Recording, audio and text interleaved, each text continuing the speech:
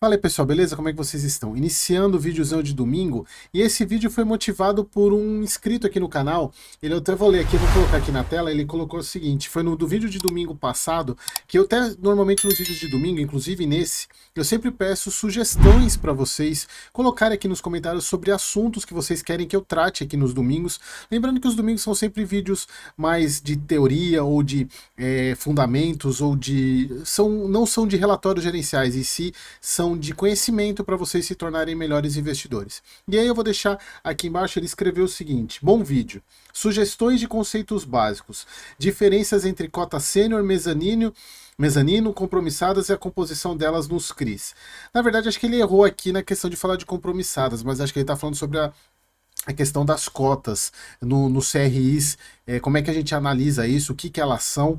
Então esse vídeo, pessoal, embora eu tenha um vídeo no canal aqui que seja bem antigo sobre CRIs, eu resolvi regravar esse vídeo e trazer alguns conceitos a mais, até porque naquela época eu era um pouco mais travado para falar, e agora eu estou um pouco mais desenvolto, e eu acho que vai agregar bastante para vocês, e eu quero que vocês saiam desse vídeo entendendo como é que você analisa um CRI, ou seja, nessa pegada do que são as cotas, né? Quando você olha lá no relatório gerencial, você vê que o CRI tem cota mezanino, tem cota única, cota júnior, até o próprio KCRE, que tem aquelas cotas sênior, cota mezanino, e a cota júnior, que é a cota que fica com o creditas, para vocês entenderem de uma vez por todas como é que funciona isso. Então, espero que vocês gostem. Se vocês gostarem, pessoal, deixa o like aqui nesse vídeo, e eu peço encarecidamente, eu não sei o que aconteceu nos últimos dias, o engajamento do meu canal deu uma caída muito grande. Eu tô, assim, antes eu tava ganhando quase 100, 150 inscritos por dia, agora caiu para 10. Eu não sei o que aconteceu. Então eu peço encarecidamente, se você gosta do conteúdo e não é inscrito ainda, se inscreva aqui no canal para me ajudar bastante. Então vamos lá, pessoal, montei uma apresentação para vocês, ficou bem bacana, e espero que ajude a vocês a entenderem como é que funciona isso, e claro, dúvidas deixem aqui embaixo nos comentários. Então vamos lá. Então, pessoal, a apresentação que eu montei para vocês são sobre os certificados de recebíveis imobiliários. E aí, pessoal, primeiro, para quem não entende o que é isso, eu vou explicar primeiro como são formados os CRIs e o que são os CRIs e para que eles servem. Vamos pensar o seguinte, pessoal: imagina uma incorporadora, ela quer construir esse prédio aqui. Ela quer construir esse prédio, ela está construindo esse prédio, só que ela não tem dinheiro para terminar toda a obra. Só que, assim, e o que ela pode fazer? Quais são as alternativas que a empresa, a incorporadora, pode fazer para construir esse prédio? Ela pode ir no banco, ir lá pegar um empréstimo, ou ela pode usar o fluxo de recebíveis que ela tem. Porque é o seguinte, vamos pensar que ou ela tem esse dinheiro, só que esse dinheiro ainda não está na mão dela. Vamos pensar o seguinte: a construção vai demorar um prazo de 5 anos. Vamos pensar o seguinte: a construção vai demorar um prazo de 5 anos, e ela vendeu os apartamentos, ela vendeu os imóveis, só que o pagamento que os compradores vão fazer desses imóveis não é à vista, eles não estão pagando à vista, eles vão pagar parcelados durante todo o empreendimento. Então ela só vai receber todo o dinheiro mesmo lá no final do prazo, só que ela precisa do dinheiro agora. Então o que ela faz? Primeiro vamos pensar o seguinte: essa empresa, ela tem, se ela pegar tudo que ela vai receber de recebíveis, tudo que ela vai receber dos pagamentos dos compradores durante esse período de 5 anos, ela vai receber, se ela trouxesse tudo a valor de hoje, ela vai receber 100 milhões na mão. Só que os compradores que estão fazendo essas compras, fizeram essas compras desses imóveis, eles estão pagando parcelado a compra do apartamento. E esse parcelamento, ele tem uma correção de IPCA mais 9%. Aqui, pessoal, só estou dando um exemplo para vocês entenderem, inclusive na hora de vocês olharem um CRI, o porquê que ele chega naquele valor lá que tem lá IPCA mais alguma coisa. Então, o reajuste dos compradores que compraram o imóvel, só que eles estão pagando parcelado esse pagamento, é corrigido por IPCA mais 9. Então, na verdade, o que a incorporadora ela vai receber no final do prazo? 154 milhões. Ela receberia lá na frente 154 milhões. Então, trazendo a valor presente, ou seja, pegando tudo que ela tem para receber e como se ela fosse receber hoje, e aí você tem que descontar esse IPCA mais 9, ela receberia 100 milhões de reais hoje. Só que ela não tem ela não vai receber isso, porque o pagamento vai ser feito durante os 5 anos. Então ela fala: bom, como é que eu faço então para eu poder antecipar esse recebimento? Que aí a gente chama da antecipação de recebíveis. E o que, que ela faz? Ela procura uma securitizadora. Securitizadora, olha só, deixa eu te falar, eu tenho um fluxo de pagamento aqui dos imóveis que eu já tenho compromissado, eu vou receber lá na frente 154 milhões. Então eu vou te ceder, eu vou te vender esse fluxo de pagamento e você me antecipa isso.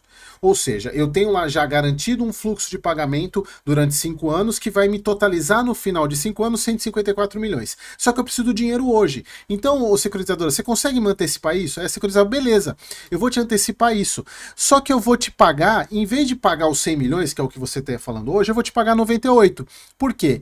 Eu tenho que estruturar isso, eu tenho que ir lá buscar no mercado, eu tenho que fazer toda a operação, eu vou cobrar 2 milhões de você, vou cobrar 2% de taxa e vou estruturar isso para você. Então eu vou entregar para você 98 milhões, que na verdade nada mais é que são 100 milhões, que são na verdade esses 154 milhões trazidos a valor presente, descontando IPCA mais 9. Só que em vez da incorporadora receber os 100 milhões, ela vai receber 98, porque 2 milhões fica com a securitizadora, como se fosse o lucro dela, o trabalho dela de fazer tudo isso. A incorporadora, beleza, então pode fazer, pode estruturar. Então vamos lá. A securitizadora, pessoal, então para a gente entender como é que vai funcionar esse fluxo. A securitizadora ela vai pagar 98 milhões para a incorporadora.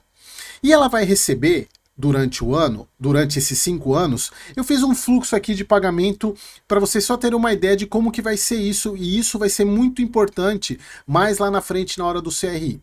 Então no primeiro ano ela vai receber 26 milhões, no segundo ano 28 milhões, no terceiro ano 31, no quarto ano 33 e no último ano 36, o que totaliza os 154 milhões. Então esses 154 milhões eles vão servir para amortizar esse pagamento de 100 milhões, servir para pagar os juros desse CRI que ele vai criar e a taxa de estruturação. Beleza? Então, fechou, vamos fazer, a securitizadora gostou da ideia, a incorporadora também, aí a securitizadora vai lá e cria esse CRI, ou seja, ela empacota esse fluxo de recebimento, desses recebimentos num produto financeiro e leva para o mercado. E aí ela tem que achar investidores para isso. Ela tem que achar os investidores para comprar esse fluxo.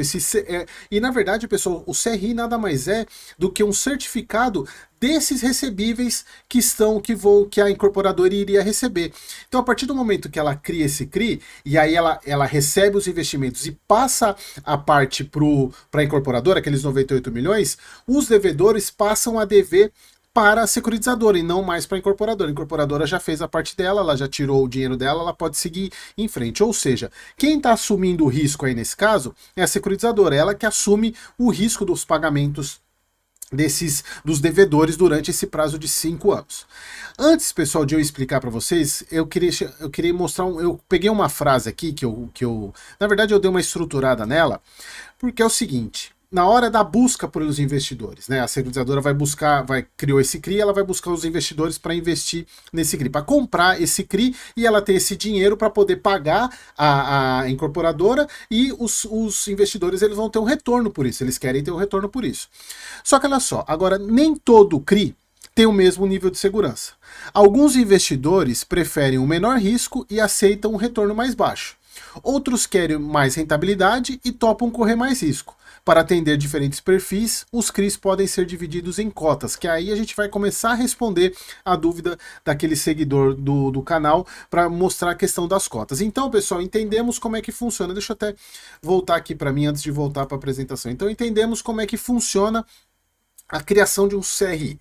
Você tem lá a incorporadora, quem quer que seja, ela tem um fluxo que ela vai receber, só que esse fluxo ele vai ser recebido durante um tempo. O que ela quer? Eu quero antecipar isso. Eu quero receber tudo agora. Só que, obviamente, eu não vou receber o que eu iria receber lá na frente. Eu tenho que ter um desconto, que normalmente é o que iria remunerar esse dinheiro até lá na frente. A securitizadora topa isso, ela compra esse fluxo de recebimento da incorporadora, cria um pacote, cria um produto financeiro, que é o CRI, vende e procura investidor. O investidor gostaram, compra esse CRI, aí ela pega esse dinheiro, paga uma parte, ela paga para a incorporadora, que é aquilo que ela queria, e o restante serve para remunerar os próprios investidores do CRI, beleza? Então é mais ou menos assim. Pessoal, eu estou sendo mais simplório, que tem a questão da estruturação não é tão simples assim, mas dá para ter uma ideia de como funciona, acho que fica fácil de entender desse jeito. Beleza? Então, pessoal, aqui é um ponto, é o seguinte. São investidores, os investidores, cada investidor é de uma maneira diferente. Então, por isso que a securitizadora ela cria cotas, porque cada cota, cada tipo de cota, ela vai ter uma remuneração e um risco atrelado a isso. E você já vai entender tudo isso daqui a pouco. Então, pessoal, quando o CRI ele pode ser criado em cotas, ele pode ser criado em dois tipos, cota única ou cota subordinada. Quando a gente fala em cota única, é aquela cota onde todo mundo, existe uma cota só, um tipo de cota, todo mundo investe, compra, os investidores compram aquele CRI e todos eles recebem aquela remuneração e pronto, acabou.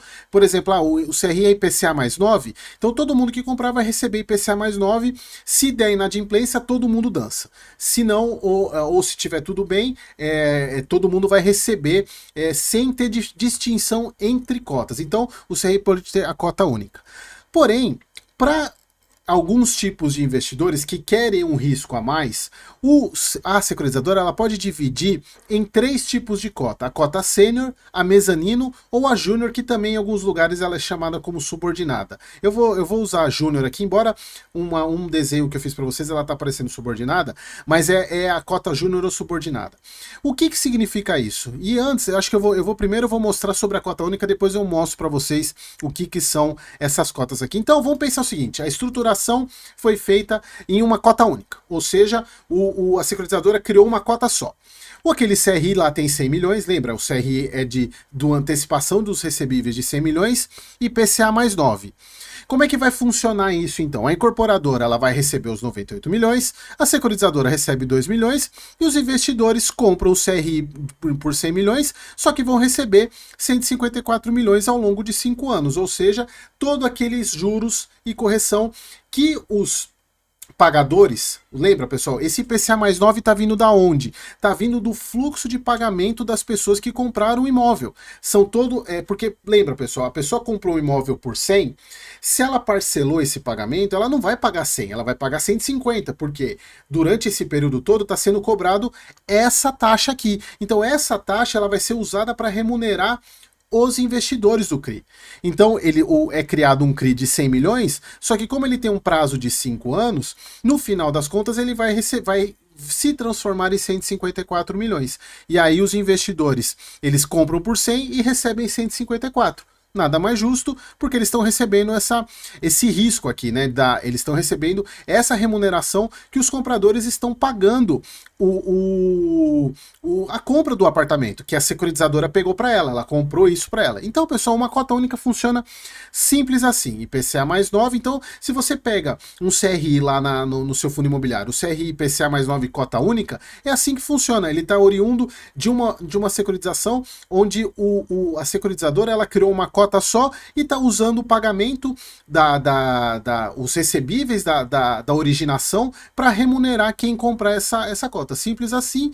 E a securitizadora ela pega uma pequena parte para ela, que é a taxa de estruturação. Pessoal, eu não vou entrar no mérito aqui, porque a securitizadora ela pode vender esse IPCA no mercado IPCA mais 8 e ganhar esse 1% do spread. Mas eu não quero entrar nesse detalhe, que é um pouquinho mais avançado. Mas aqui é só para vocês entenderem como é que funciona a cota única. Ela é simplesmente, não tem nenhum segredo. A securitizadora ela só transfere esse dinheiro para o investidor. Simples assim. Bom, como eu disse para vocês... e aqui só lembrando, né, pessoal, aqui a gente tem como é que vai ser o fluxo de recebimento das pessoas que investirem. No primeiro ano vai ser aqueles 26 milhões, no segundo ano 28, no terceiro ano 31 milhões, no quarto ano 33 e no quinto ano 36 milhões, que dão 154 milhões no fim das contas, que é o que o investidor vai receber. Ele comprou por 100 e recebe no final de 5 anos 154 milhões, porque ele está sendo remunerado a IPCA mais 9, que é oriundo dos juros que a pessoa que comprou pagou parcelado, está pagando parcelado a compra do apartamento dela. Beleza? Então é assim que funciona. Só que aí eu volto com aquela frase que nem todo investidor é igual. Então, para atender isso, a securitizadora ela pode criar diferentes cotas. Cotas que são mais arriscadas e menos arriscadas, e cotas que são mais arriscadas trazem um maior retorno, e cotas menos arriscadas que trazem um menor retorno. Porque tem investidor que não quer topar os 9%, mas ele aceita 7%. Só que pensa, pessoal, a taxa do CRI, ela é IPCA mais 9, porque é o que o comprador está pagando. Então, se alguém vai pagar IPCA mais 7, tem que ter alguém que vai pagar IPCA mais 10, por exemplo. Vai receber IPCA mais 10. Então, tem que ter essa composição, mas vocês já vão entender isso daqui a pouco. Então, surgem as três cotas, os três tipos de cotas, subordinação, sênior, mezanino e júnior. O que é a sênior? Ela tem prioridade no pagamento, porém ela tem um menor risco e, por consequência, uma menor taxa. A mezanino, ela é o risco intermediário. Ela tem um maior risco do que a sênior, porém um menor risco que a júnior, só que a prioridade do pagamento é a sênior, depois a mezanino. E por fim, a júnior, que ela tem um risco maior, porém ela tem um maior retorno. E isso tudo vem da teoria da caixa d'água. Eu não sei se vocês já ouviram falar isso, mas eu vou explicar com números daqui a pouco, pessoal, como é que funciona isso daí. Pessoal, eu tenho esse exemplo, que inclusive eu tenho na minha mentoria, que se você quiser ser membro da comunidade, tem uma aula que eu falo sobre essa teoria, e eu peguei aqui os slides lá para mostrar para vocês. Vamos pensar o seguinte, pessoal, a gente tem uma caixa d'água que ela é dividida em 3 compartimentos, tá? E a entrada de água aqui em cima para abastecer essa caixa d'água. Vamos supor, pessoal, que a caixa d'água, a entrada, a água que entra aqui é o pagamento do CRI, ou seja, é o pagamento que os donos, o investidor que comprou o CRI está recebendo. É o pagamento lá das pessoas que compraram um apartamento, que compraram um prédio, estão pagando e esse dinheiro é usado para remunerar quem comprou o CRI, tá? Vamos pensar o seguinte, nós temos os 3 níveis, o nível inferior é a cota sênior, o intermediário a mezanino e o superior a subordinada ou júnior, tá? Então eu entendo aqui como subordinado ou júnior. Vamos pensar o seguinte, pessoal, o fluxo de pagamento está normal, não teve nenhuma inadimplência, todo o pagamento está entrando, então a caixa d'água está cheia, significa que todo mundo, se você abrir a torneira de pagamento aqui, quem comprou a cota sênior recebe, quem comprou a mezanino recebe, quem comprou a subordinada recebe. Porém, existe uma inadimplência de alguém do que comprou o apartamento, parou de pagar. O que acontece? Você tem uma diminuição de entrada de pagamento dos CRIs. Quem que vai sofrer primeiro? Porque imagina, a água está entrando aqui, quem que vai sofrer primeiro? Esse daqui, por quê? A água entra, enche primeiro esse, depois esse e por fim esse. Se diminuiu a entrada e as torneiras continuam abertas, essa aqui continua saindo, essa aqui continua saindo, só que o que está entrando não é suficiente para encher esse galpão, esse compartimento aqui. Então essa aqui deixa de receber. Se continua a inadimplência, o que acontece? Cota mezanino, ou seja, as torneiras continuam abertas, só que o fluxo de entrada de pagamento é tão pequeno que só é suficiente para encher o primeiro compartimento. E aí a cota sênior que recebe. Mas, pessoal, isso daqui é fácil de visualizar, porém eu quero mostrar para vocês na prática isso, naquele nosso exemplo do CRI de 100 milhões. Vamos pensar o seguinte, pessoal, então, a securitizadora ela vai criar as 3 cotas, Só que ela vai, como a origem do pagamento das pessoas que compraram o apartamento, eles estão pagando um juros IPCA mais 9 nessa correção dos 5 anos, então a remuneração desse CRI também é IPCA mais 9. Só que como é que eu posso separar pessoas, cotas que vão remunerar mais ou vão remunerar menos? Qual que é a lógica? Simplesmente, pessoal, eu faço uma média aqui ponderada. Eu tenho a cota sênior que vai remunerar IPCA mais 7, a mezanino que vai remunerar IPCA mais 11, a júnior que vai remunerar IPCA mais 15, e faço uma proporção. Eu vou ter 70% das cotas sendo sênior, 20% das cotas sendo mezanino, e 10% sendo júnior, aonde o total disso daqui vai me dar uma média IPCA mais 9, que é o que interessa no final das contas. Então aqui eu tenho essa divisão, tá? E aí, se a gente voltar para naquele nosso fluxo de pagamento, é mais ou menos isso aqui. Daqueles pagamentos que a gente tem lá no primeiro ano 26 milhões, no segundo ano 28 milhões, no terceiro ano 31, no quarto 33 e no quinto 36, 70% desses 26 milhões pagam a mezanino, pagam a sênior. 20% desses 26 milhões pagam a mezanino e 10% deles pagam a júnior. Beleza? Então é assim que funciona para poder aí percebe o que dá no mesmo? Em vez de eu ter uma cota só IPCA mais 9, eu tenho uma parte, 70% das cotas IPCA mais 7, 20% das cotas IPCA mais 11 e 10% das cotas IPCA mais 15. Tá sendo remuneradas por isso. Beleza? Que na média dá o IPCA mais 9, por isso que a gente não altera isso daqui. Porque no final das contas está sendo IPCA mais 9. Tá? Então o fluxo de pagamento fica assim. No ano 1, a cota funcionando, a caixa d'água entrando, todo mundo pagando, funciona super bem. Então o que acontece? A gente tem o primeiro ano a cota sênior recebendo 18, as cotas mezanino 5,2 e a cota júnior recebendo 2 milhões daqueles, se a gente for pegar daqui, daqueles 26 milhões. Tá? Então é assim que funciona o pagamento normal de um CRI, de uma situação onde não tem inadimplência nenhuma. Só que aí que tá, pessoal, lembra? A gente tem 26 milhões de pagamento no ano. Tá? Esse primeiro ano, 26 milhões de pagamento. O que acontece, pessoal, eu vou pular, aquele estava errado. O que acontece se eu tiver uma inadimplência de 2,6 milhões, ou seja, daqueles 26 milhões, 2,6 milhões não pagaram, não foi pago, não teve pagamento. O que vai acontecer? Cota júnior deixa de receber, só recebe mezanino e cota sênior. Se a gente tiver uma inadimplência de 5 milhões, como eu mostrei aqui nesse outro caso, a gente tem a cota júnior não recebendo e uma parte da cota mezanino não recebendo. Entenderam, pessoal? Então, o que isso significa, pessoal? Para a cota sênior, para a cota mais segura, deixar de receber o pagamento, nós precisamos ter 30% de inadimplência naquele CRI. Que é aquela situação, se vocês lembram do relatório gerencial do KCRE, que eu vou abrir ele aqui até pra gente mostrar, que acho que fica bem bacana da gente mostrar isso daqui, de eu mostrar isso aqui pra vocês. Olha aqui só, pessoal, que interessante. Só pra vocês agora, talvez, que vocês entendam isso daqui, ó. Percebam isso aqui, como é que funciona o KCRE. As cotas, o KCRE, a Creditas, ela estrutura, ela que é, no caso, a incorporadora, nesse caso, ela faz um CRI com base no pagamento dos empréstimos, ela estrutura um CRI com 3 cotas, a cota sênior, a mezanino e a júnior. Porém, o KCRE só compra a sênior e a mezanino. No caso do KCRE, a cota júnior são 18% do fluxo do CRI, até 18% são, na separação das cotas, 18% são cotas júnior. Aí você tem dos outros 82% é dividido entre mezanino e sênior. E aí que tá, quando eles mostram isso daqui, significa o quê? Para o KCRE começar a ter problema das inadimplências, a inadimplência tem que ser superior a 18%. O que isso significa? Como o KCRE não compra as cotas júnior ficam com acreditas, toda inadimplência até 18% fica com acreditas, fica nos CRIs júnior e não afeta aos CRIs que o KCRE comprou.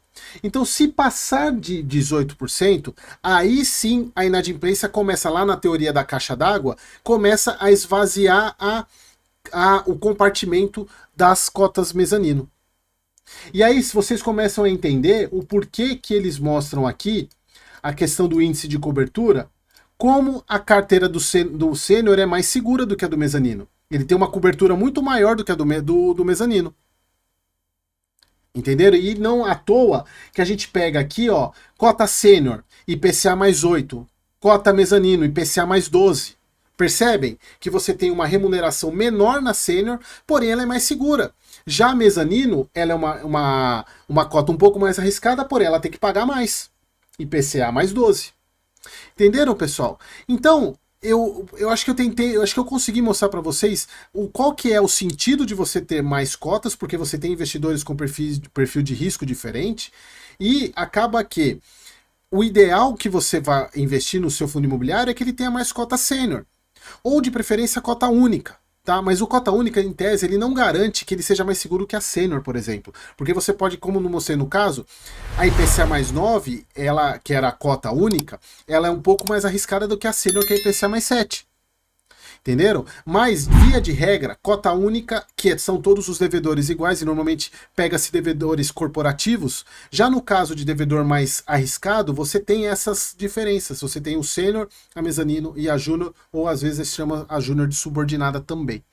Beleza, pessoal? Eu acho que ficou claro essa explicação. Espero que quem perguntou tenha entendido. Se você também não tinha essa visão do que são os CRIs, qual é a separação das classes, acho que ficou muito mais claro agora. E qualquer dúvida que vocês tiverem, deixem aqui nos comentários. Beleza, pessoal? Espero que vocês tenham gostado e